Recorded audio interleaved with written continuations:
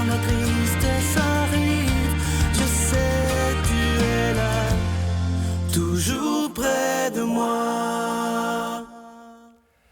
Bonjour, bienvenue à votre émission La Victoire d'amour. J'espère que vous allez bien en cette belle journée du mois de février. Vous savez, parfois, depuis tellement d'années, je rencontre des gens, mais il y a des gens qui sont tellement inspirants. C'est le cas de mon invité aujourd'hui. Je rencontre avec beaucoup de joie Sébastien Jacques. L'homélie sera faite par le père Michel-Marie de Paris et la chanson sera faite par notre ami Miguel. Sébastien, merci d'être là. Merci. Écoute, j'ai lu ton histoire, c'est tellement inspirant que ça n'est inimaginable. Tu étais champion canadien de tennis. Oui. Tout allait bien pour toi, tout avait une vie normale d'un jeune dans la vingtaine. Qu'est-ce qui arrive en février 2011? Les symptômes de problèmes de santé commencent avec étourdissement, pression à la tête et faiblesse musculaire qui, dans le début, je pensais honnêtement que j'avais une grippe, un rhume, quelque chose du genre. J'avais jamais été ou eu de problèmes de santé. Mais finalement, les semaines sont devenues des mois, les mois sont devenus des années. Et puis, pendant 4 ans, j'avais de la difficulté à marcher plus de 15 minutes par jour. Je me réveillais le matin avec un mal de tête intense. Je n'étais pas capable de bouger ma tête comme ça. J'étais trop étourdi. C'est que, ouais, ça a été un petit 4 ans d'enfer que je dis. Là, Mais à ce moment-là, tu devais avoir des examens, tu devais... Qu'est-ce qui s'est passé pendant ces 4 ans-là? Ça doit être long. Oui, ça, c'est que j'étais suivi par les médecins. T'sais, heureusement, j'ai gradué de mon université. J'étais aux États-Unis quand c'est arrivé à l'université là-bas. J'ai gradué, il me restait juste 4 mois d'école. Heureusement, j'ai eu mon diplôme là-bas, puis je suis revenu ici pour continuer à faire les examens avec les médecins. Ça a été assez long avant de rentrer dans le système un petit peu, mais après, j'ai été très bien pris en main, mais c'est que personne ne trouvait ce qui se passait. T'sais, oui, on avait vu la tumeur bénin au cerveau. C'était pas cancéreux, là. C'est ça, c'était pas cancéreux. Donc, personne ne voulait se prononcer trop en disant on va faire d'autres examens, parce que moi, j'étais bien correct avec ça. J'espérais qu'on trouve c'était quoi, puis que finalement, c'était de quoi d'anodin un peu. Je me rappelle encore que c'était avec ma mère qui m'amenait à mes rendez-vous, parce que j'étais plus capable de conduire, parce que je ne pouvais pas appuyer sur quelque chose quand tu es un athlète et que tu sens... Tu as perdu une trentaine de livres, je pense? Oui.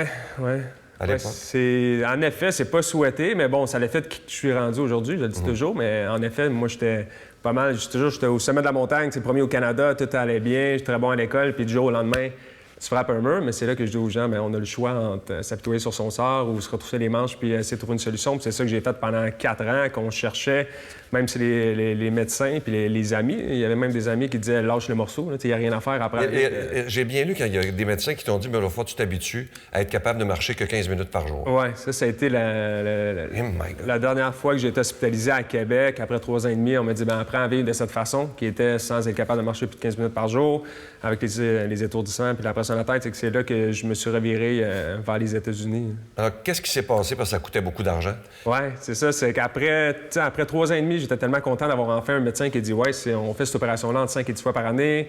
En voyant tes symptômes et tes examens, si on t'enlève la tumeur, tu devrais redevenir une personne normale. » Puis moi, j'attendais ça depuis si longtemps. Mais là, il y avait la fameuse messe, ça va coûter 100 000 Fait que je suis sorti dans les médias. J'étais un petit gars de Magog. Les gens me connaissaient à cause du tennis. Puis heureusement, j'avais fait la page couverture du Reflet du Lac qui était là. Mais puis les médias, ils ont embarqué petit peu par la suite. Puis en 3 semaines, on avait avancé 112 000 C'est quelque chose d'assez incroyable. C'était un moment spécial pour moi parce que je savais qu'on allait amasser assez d'argent pour que je me fasse opérer. Mais c'est aussi les messages que j'avais reçus au travers de ça, de gens qui disaient « ah, je me rappelle de toi quand tu avais 14 ans, tu étais premier au Canada, mais tu avais pris du temps pour parler avec mon fils. » Puis ça me fait plaisir de te donner. Puis j'ai eu des montants jusqu'à des 10 000 que des gens me donnaient. C'est que de voir ça, tu sais, dire, hein, c'est fou les actions que j'ai pu faire, que finalement, ça m'a littéralement sauvé la vie. Est-ce que ça t'a montré à quel point l'être humain... Tu sais, parfois, les médias nous montrent beaucoup comment l'être humain peut être mauvais, mais comment l'être humain peut être bon aussi. Ah, c'est clair. Moi, ça m'a donné un grand espoir en l'humanité avec ça, l'opération, mais aussi avec la marche qu'on peut parler après. Mais... Totalement. C'était des gens, des purs inconnus aussi, avec les messages que je voyais, il avait l'air aussi heureux puis autant attaché à mon histoire que ma famille proche. Puis de voir ça de des inconnus, c'était très touchant pour moi. Puis tout ce que j'ai fait par la suite, c'était un peu pour ça, pour les remercier de m'avoir tout simplement redonné la vie. Là, moi, je ne demandais pas de revenir un joueur de tennis de haut niveau. Je voulais juste être utile à la société. C'était carrément ça. Je voulais être capable de marcher, de fonctionner, de me sentir bien au quotidien. Quand tu as eu le 112 000 tu t'es fait opérer rapidement après. Oui, parce que je suis sorti dans les médias le 13 janvier 2011, puis le 12 février 2011, je me faisais opérer. C'est qu'en moins d'1 mois, j'étais sur la table d'opération là-bas. Ça a été bon. J'ai pas eu le temps de penser trop aux conséquences de ça, mais j'étais prêt. T'sais, ça faisait 4 ans que je demandais aux médecins, dites-moi ce qui se passe, puis pour que j'ai un plan de match. T'sais, au tennis, on a toujours un plan de match, puis là, j'en avais pas pendant 4 ans, mais là, heureusement, j'avais ces médecins-là qui étaient super confiants. mes parents sont venus avec moi là-bas, puis l'opération a été un grand succès. Pendant ces 4 ans-là, est-ce que tu as eu des moments de désespoir, des moments de dire, là, ça n'a pas de bon sens que ma vie soit comme ça jusqu'à ma mort, là? Ouais, ben bizarrement, j'étais bien entouré. J'ai parlé de mes parents. Heureusement, j'avais mes parents qui m'ont dit, tu peux rester à la maison jusqu'à temps qu'on trouve ce qui se passe. J'avais pas le côté monétaire à m'inquiéter. C'est sûr que quand je m'arrêtais à penser à ce que je vivais, de dire, écoute, j'étais premier au Canada, je pouvais m'entraîner 6 heures par jour, puis là, maintenant, je suis pratiquement alité. Mais très rapidement, j'arrêtais de penser à ça. Je restais vraiment dans le moment présent, puis je me suis pas dit, pourquoi c'est à moi que ça arrive, pourquoi c'est ça. T'as pas eu de révolte? Non, heureusement. Mais tu sais, je sais pas, je pense en ayant été bien entouré, puis ça m'a donné un temps d'arrêter. Depuis que je suis tout jeune, moi, je faisais des sports, j'ai commencé à patiner à l'âge de 2 ans, puis j'ai jamais arrêté. Puis là, tu sais, j'ai arrêté, puis en effet, ça m'a fait réfléchir beaucoup, mais je savais que, comme avec le tennis, c'est ironique, là, mais le tennis, on dit, tu sais, un point à la fois. Tu sais, reste dans le moment présent, pense pas au point précédent, puis pas au futur, sinon tu viens nerveux dans le moment présent, peu importe.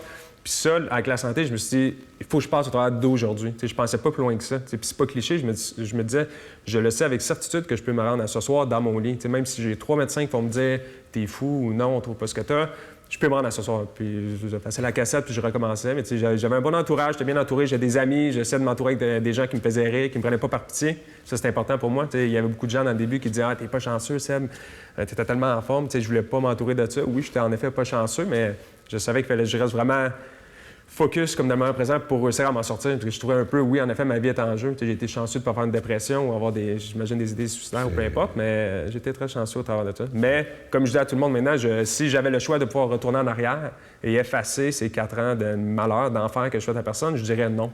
Ah non? Non, je dirais non. C'est quand même spécial, mais puissant aussi comme message de dire, je voudrais pas, même si j'étais devenu joueur de tennis professionnel, par exemple, je dirais non, parce que j'ai grandement appris à travers de ça. C'est de voir comment on peut apprendre de ces moments. Qu'est-ce que tu as appris?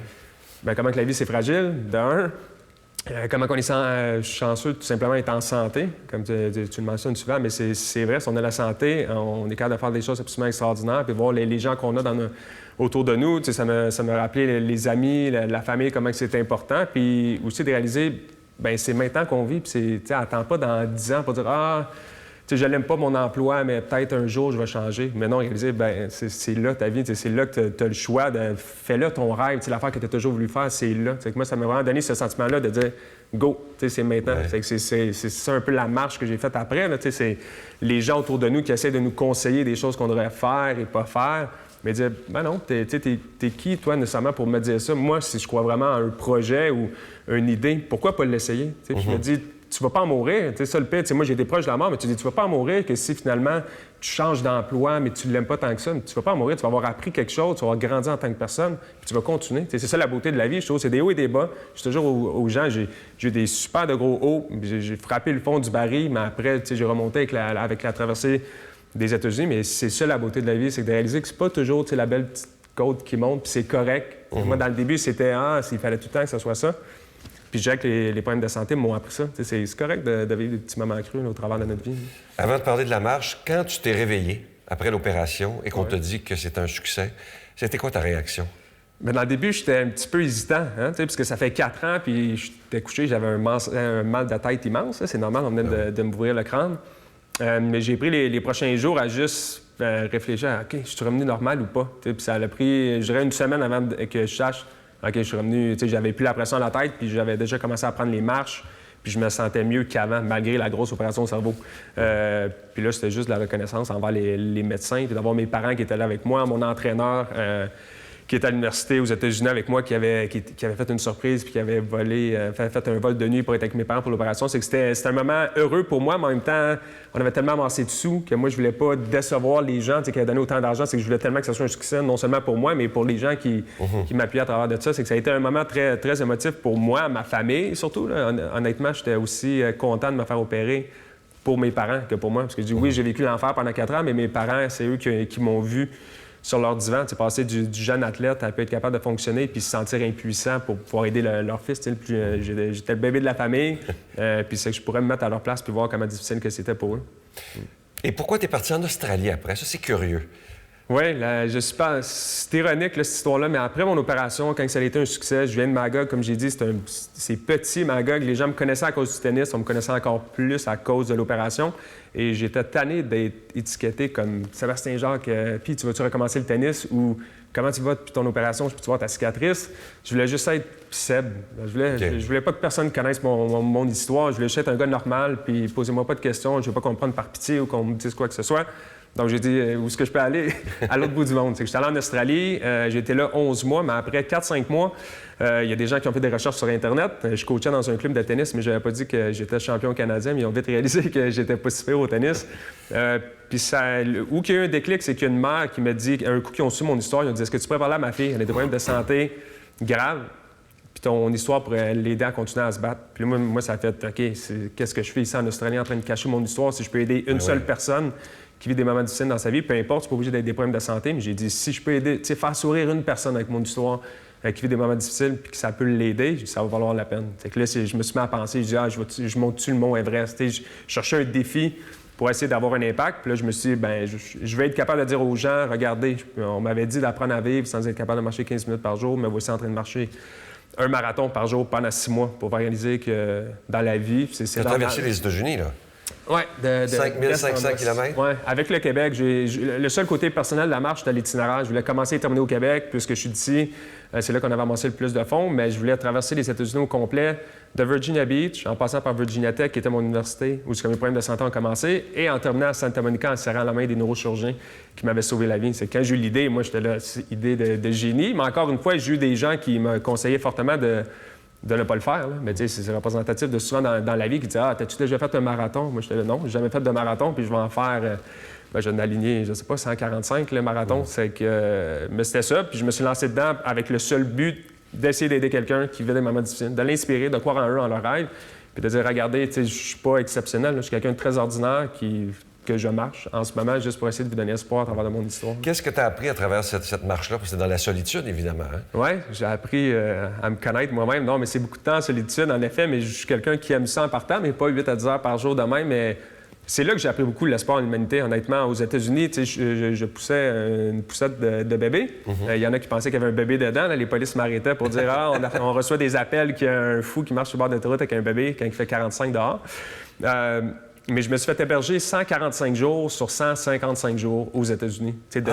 D'Américains qui s'arrêtaient sur le bord de la route, demandaient mon histoire. Ils ont vu que je n'étais pas de temps fou. Après, me parlaient un petit peu, puis qui m'offraient à manger, puis un toit pour l'être humain. Ça, c'est meilleur qu'on pense. C'est que ça, je m'attendais pas à ça, mais dans mon livre, j'en parle aussi de ça, mais c'est ce qui m'a le plus marqué de l'aventure. C'est les rencontres que j'ai faites des gens qui ont ouvert leur maison un peu inconnue, mais qui aimaient l'histoire puis qui ont vu que je le faisais pour les gens aussi. Est-ce que ça t'a ouvert à la dimension spirituelle de l'être humain? Toute cette expérience-là, la maladie, la marche et tout ça? Oui, bien, je trouve que la maladie, je dirais, les obstacles à travers de ça m'a fait réaliser que tout arrive pour une raison. Moi, je trouvais un côté que dans le début, j'étais pas pour ça vraiment. Je me disais, pourquoi ça arrive? Pourquoi ça arrive à moi?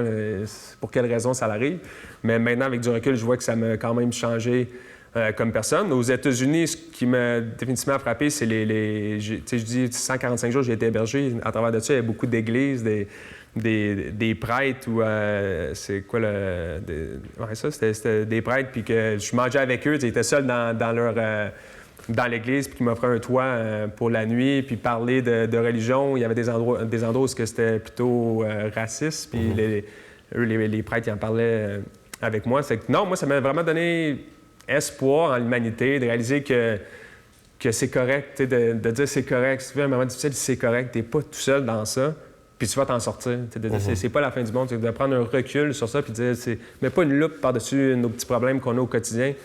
Prends un recul avec ça puis dis c'est correct, je vais m'en sortir. Il y a des gens autour de moi qui vont m'aider à travers de ça, mais c'est correct. À la fin de la journée, c'est ça que j'espérais faire à tous les gens, c'est de les prendre dans mes bras et dire tu vas être correct, tu vas t'en sortir. Là, je peux te dire qu'en 24 ans, j'en ai eu beaucoup de monde qui sont assis là, mais je dois te dire que tu es inspirant d'une façon incroyable. Je vais inviter les gens à lire ton livre. Ça se lit comme un roman. Et je vous le dis, faites-vous ce cadeau-là. Ça s'intitule « Oser avancer à travers la maladie et les défis ». C'est par Sébastien Jacques aux éditions Performance. Je t'offre une très, très belle chanson interprétée par Miel, Faire le pas. Et merci. Merci à vous. Merci.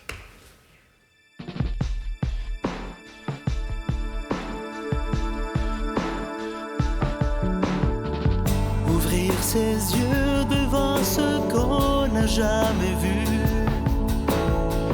Grandir un peu en apprivoisant l'inconnu. Ne pas savoir, mais savoir comment demander. Ne pas pouvoir jusqu'à pouvoir se dépasser. C'est ça, c'est ça, c'est ça, c'est ça. Faire le pas.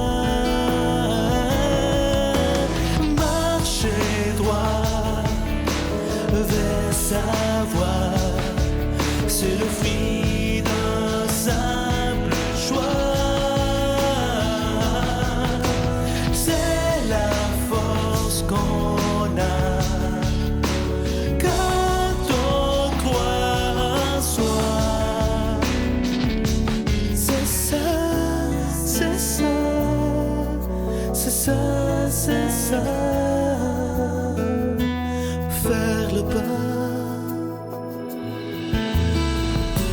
C'est la foi là où le cœur veut s'établir.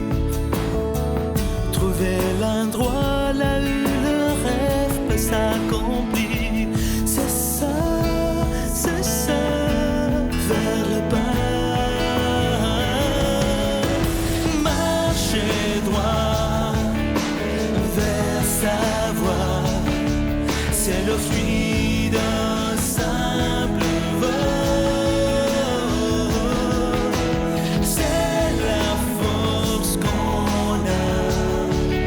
C'est tout ce qu'on est de mieux. Quand l'orage est moins fort que les cris du soleil, quand sur des nuages noirs l'arc-en-ciel s'éveille, quand on se tient debout pour les autres à genoux, quand on se tend la main pour plus loin, faire le pas, marcher droit vers sa voie. C'est le fruit d'un simple choix. C'est la force qu'on a quand on croit en soi.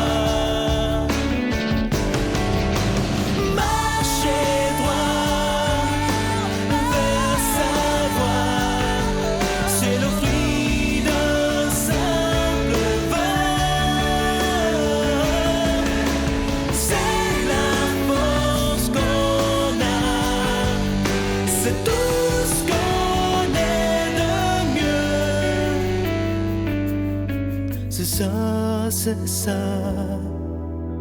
c'est ça, c'est ça, faire le pas.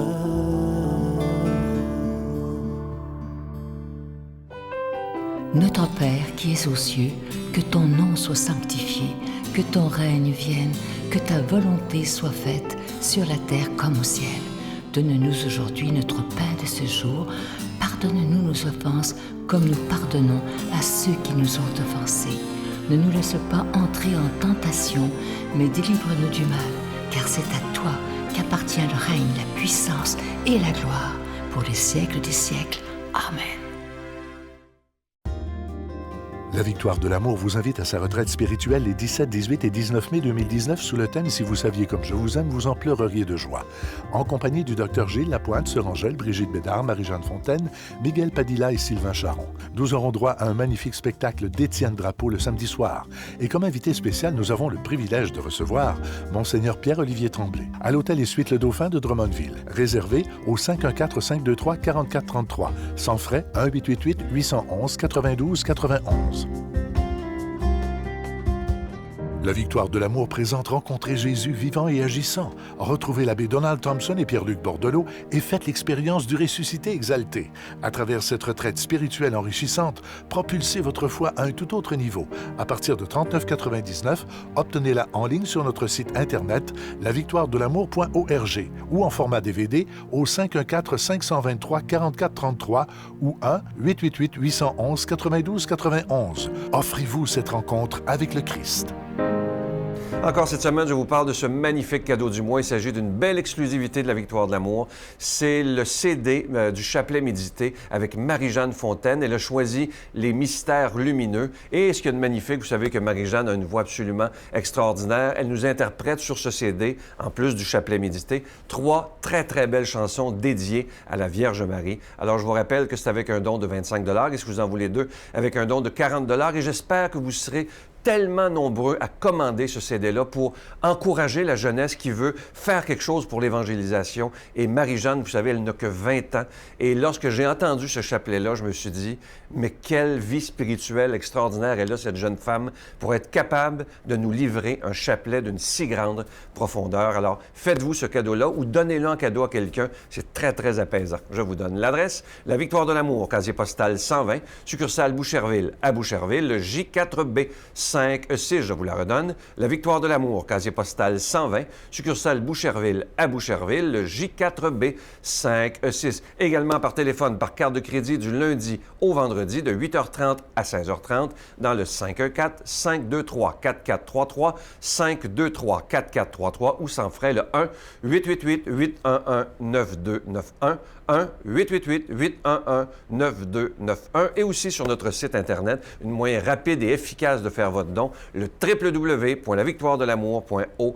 Alors, je vous rappelle, le chapelet médité et Marie-Jeanne a choisi les mystères lumineux et c'est avec 3 chants à la Vierge Marie. Procurez-vous ce magnifique CD du chapelet médité.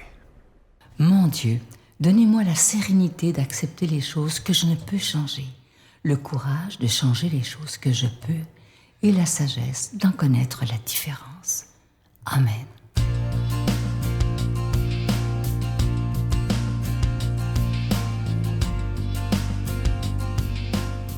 En vous souhaitant déjà un joyeux dimanche, je vous dis ma joie d'être avec vous et de partager l'évangile de ce jour.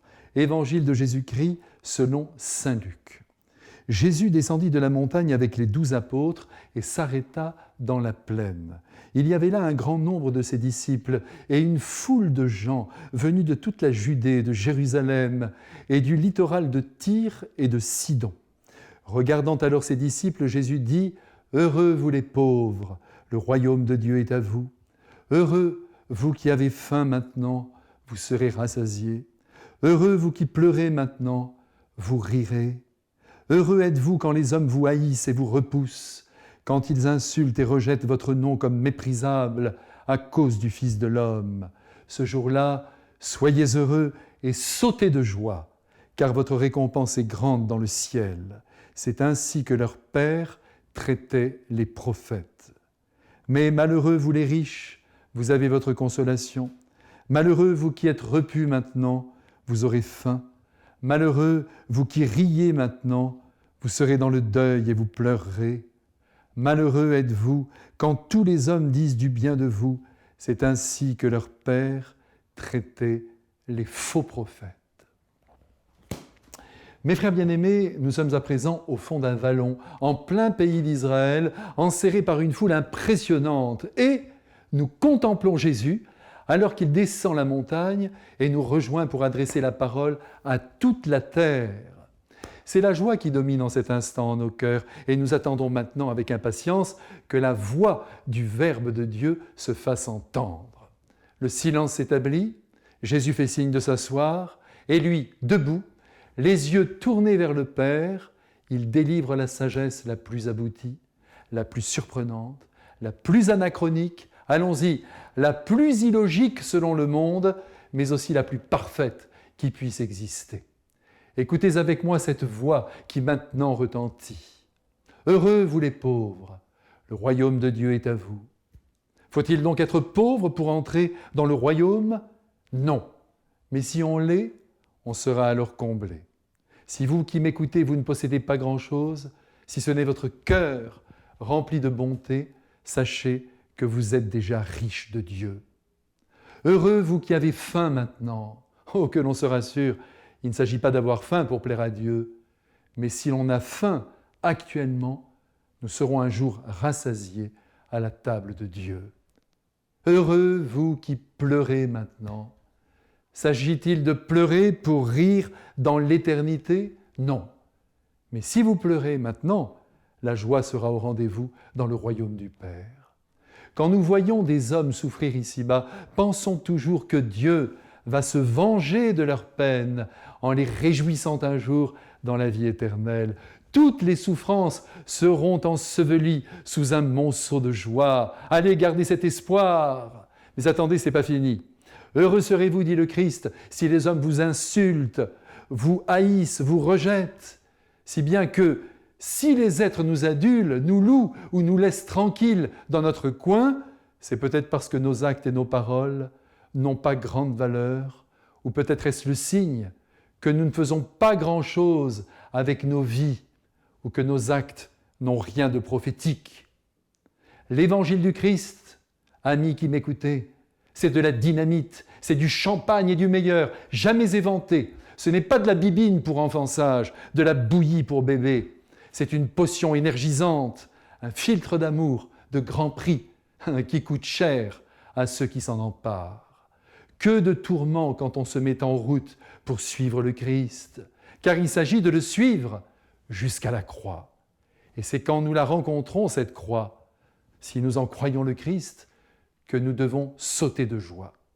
Par pitié, vous qui m'écoutez et qui voyez à quel point le monde occidental s'éloigne du Christ, soyons des prophètes, innovons.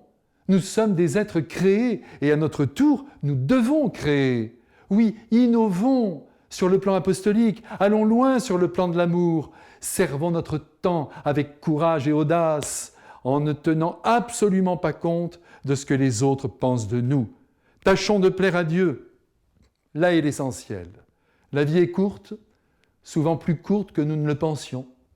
Chaque jour, chaque heure est précieuse et ce temps nous attend pour que nous mettions en œuvre ces fameuses béatitudes qui, comme leur nom l'indique, sont des chemins qui conduisent au bonheur du ciel, mais aussi au bonheur de la terre.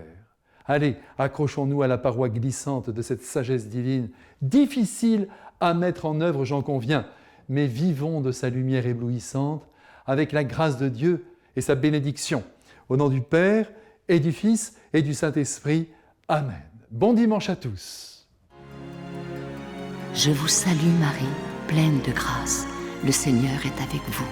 Vous êtes bénie entre toutes les femmes, et Jésus, le fruit de vos entrailles, est béni. Sainte Marie, Mère de Dieu, priez pour nous pauvres pécheurs, maintenant et à l'heure de notre mort. Amen. Je vous en parle depuis quelques semaines, ce beau pèlerinage de la Semaine Sainte 2019. Vous savez que ça aura lieu le mercredi 17 avril prochain. Imaginez, on s'en va, plusieurs autobus de plusieurs régions. Je vais vous donner les villes d'où les autobus partent. On s'en va tout d'abord à Magog, à l'église Saint-Patrice, où on se rejoint tous ensemble pour être accueillis par l'abbé Donald Thompson. On va dîner tous ensemble et ensuite, c'est là que ça va être extraordinaire. On s'en va à l'abbaye de Saint-Benoît-du-Lac, là où ma vie a changé il y a plus de 24 ans. La vie de Brigitte a changé là également. Et je vous dis, il se passe des petits miracles là-bas. C'est inimaginable. Alors, le déroulement de la journée, dès qu'on arrive, on nous explique l'historique de l'abbaye. Ensuite, un moine va nous expliquer c'est quoi la vie d'un moine à l'abbaye de Saint-Benoît-du-Lac. Ensuite, mini-récital de chant grégorien. C'est tellement beau, ça, c'est extraordinaire. Ensuite, célébration eucharistique à l'abbaye avec l'abbé Donald Thompson et l'abbé Claude Paradis. Je ferai mon témoignage, Brigitte également.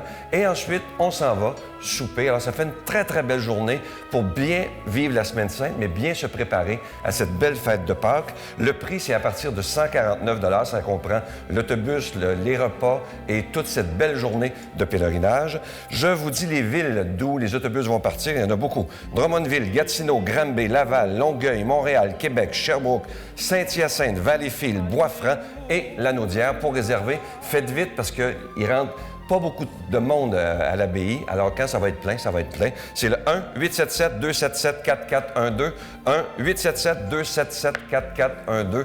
Moi, j'ai très hâte de vous y rencontrer. Vous vous souvenez, on était des dizaines d'autobus au sanctuaire Notre-Dame-du-Cap et je sais que ça va être plein encore une fois, très rapidement, réservé, très, très vite. Bye bye.